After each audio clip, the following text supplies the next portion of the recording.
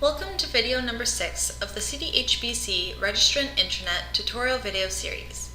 This video will provide tips and tricks for using the CDHBC Registrant Intranet. We will cover how to view information about your previous cycle, the different locations for accessing the Jurisprudence Education module, the quick links to adding an activity, and the filter options to display and search your activities. A feature of the new OLP is the ability for registrants to refer back to an overview of their past cycle if needed.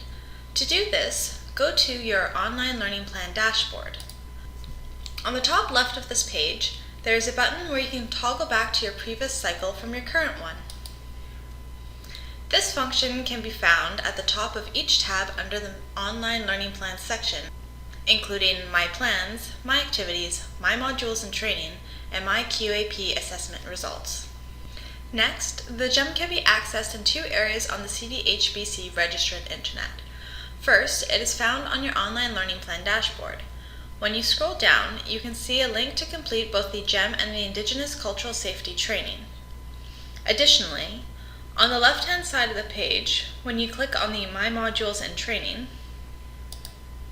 this will also direct you to a page where you are able to view information and access the modules. You may have noticed on the OLP dashboard screen that there is an Add an Activity button. When the CDHBC Registrant Intranet was being redeveloped, we wanted to make sure that there were very easy ways to access this function, as it is likely the most common function used on the OLP. Last, we will discuss how to sort your activities.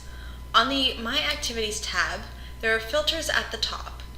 Activities can be sorted by end date, recently added, or alphabetically.